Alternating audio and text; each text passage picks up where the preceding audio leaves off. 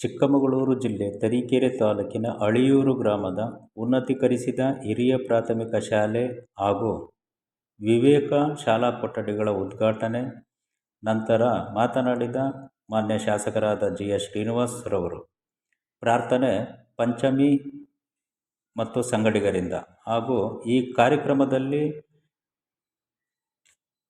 ಶಿಕ್ಷಣಾಧಿಕಾರಿಗಳಾದ ಗೋವಿಂದಪ್ಪ, ಶಾಲೆಯ STMC ಅಧ್ಯಕ್ಷರಾದ ಮಲ್ಲಿಕಾರ್ಜುನ್, ಪುರಸಭೆ ಅಧ್ಯಕ್ಷರಾದ ಪರಮೇಶ್ ಹಾಗೂ ಪುರಸಭೆ ಸದಸ್ಯರುಗಳಾದ ಕುಮಾರ್, ಗೀತಾ, ಗಿರಿರಾಜ್, ನೌಕರರ ಸಂಘದ ಮಾಜಿ ಅಧ್ಯಕ್ಷರಾದ MB ರಾಮಚಂದ್ರಪ್ಪ, ECO ಸತೀಶ್ ಹಾಗೂ ಪುರಸಭೆ ಮಾಜಿ ಸದಸ್ಯರಾದ ವರ್ಮಾ ಪ್ರಕಾಶ್ ಮತ್ತು ಗ್ರಾಮದ ಮುಖಂಡರುಗಳಾದ ರುದ್ರಪ್ಪ, ಸೋಮಶೇಖರ್, ಲೋಕೇಶ್, ಲೋಕೋಪಯೋಗಿ ಇಲಾಖೆ ಇಂಜಿನಿಯರ್ ಅವರಾದ ಬಾಬುರಾವ್, ಶಾಲಾ ಮುಖ್ಯ ಶಿಕ್ಷಕರಾದ ಮಂಜುನಾಥ್ ಹಾಗೂ ಸಹ ಶಿಕ್ಷಕರು ಮತ್ತು ಶಾಲಾ ಮಕ್ಕಳು ಹಾಗೂ ಗ್ರಾಮದ ಮುಖಂಡರುಗಳು ಹಾಜರಿದ್ದರು. ವರದಿ ಕರ್ಕುಚ್ಚಿ ಕೃಷ್ಣಮೂರ್ತಿ, SP7 ನ್ಯೂಸ್ ಕನ್ನಡ, ಚಿಕ್ಕಮಗಳೂರು. ಸದ್ಗಮಯ ತಮಸೋಮ ಜ್ಯೋತಿರ್ಗಮಯ ಮೃತ್ಯೋರ್ಮ ಅಮೃತಂಗಮಯ. ಓಂ ಶಾಂತಿ ಶಾಂತಿ ಶಾಂತಿ.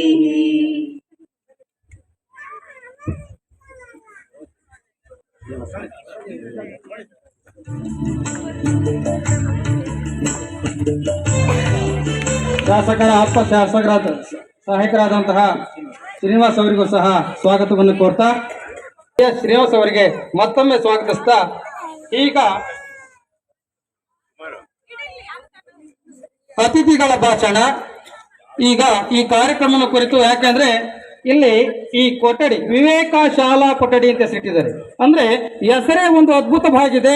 ಕಾರಣ ಏನಪ್ಪಾ ಅಂದ್ರೆ ವಿವೇಕ ಅನ್ನೋ ಪದ ಅರ್ಥ ಜ್ಞಾನ, ತಿಳುವಳಿಕೆ, ಅಧ್ಯಯನ ನಾಮಕರಣ ಮಾಡಿದ್ರೆ ಇದೊಂದು ಅದ್ಭುತವಾದಂತಹ ವಿಷಯ. ಯಾಕಪ್ಪ ಅಂದ್ರೆ ವಿವೇಕಾನಂದರು ಯಾವ ರೀತಿ ಇದ್ರಪ್ಪ ಅಂದ್ರೆ ಒಂದು ಪುಸ್ತಕವನ್ನ ಓದಿದ್ರೆ ನಂತರ ಆ ಪುಸ್ತಕ ಸಂಬಂಧಪಟ್ಟಂತ ಯಾವುದೇ ಪ್ರಶ್ನೆಗಳನ್ನ ವಿಷಯವನ್ನ ಕೇಳಿದ್ರೆ ಅದನ್ನ ಪುಸ್ತಕದಲ್ಲಿ ಹೇಗೆ ಇರ್ತಿತ್ತು ಅದೇ ರೀತಿ ಅವರು 1ನೇ ಕ್ಲಾಸಿಂದ ಇಂಗ್ಲಿಷ್ ಅನ್ನ ಹೇಳ್ಕೊಡ್ತಿದ್ದಾರೆ.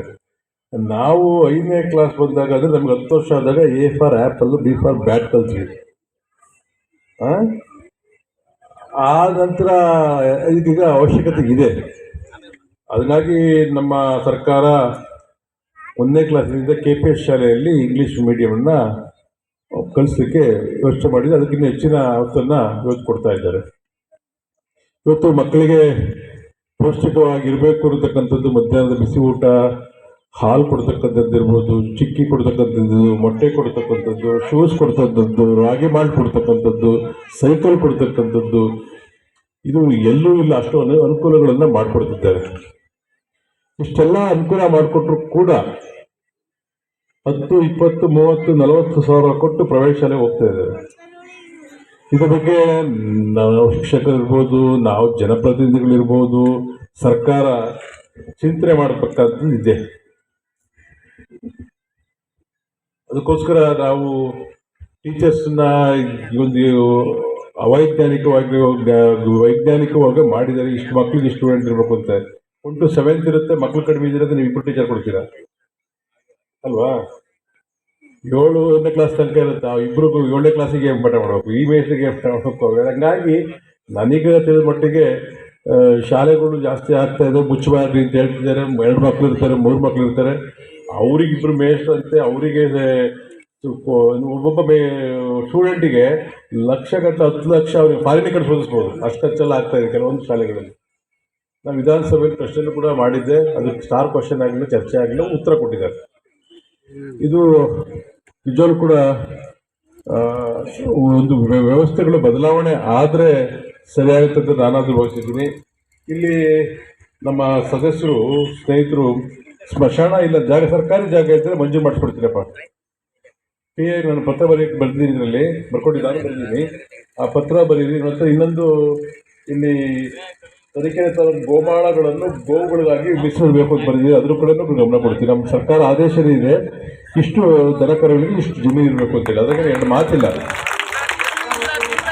ಒತ್ತುವರಿ ಮಾಡಿದ್ರೆ ತೆರವುಗೊಳಿಸಬೇಕಾಗ್ತದೆ. ಊನು ಮಾತ್ರ ಹೇಳ್ತಿರೋದು ಬ್ರದರ್. ಅಯ್ಯೋ ಕೈ ಮುಗಿಬೇಡ, ಕಾಲೇ ನಾನು ಕೆಲಸವೇ ಅದು.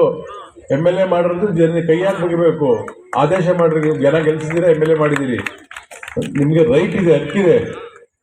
ಕೈ ಮುಗಿಯೋದು ಬೇಡ, ಏನು ಬೇಡ, ನಮ್ಮ ಕೆಲಸ ಅಲ್ವಾ ಅದು.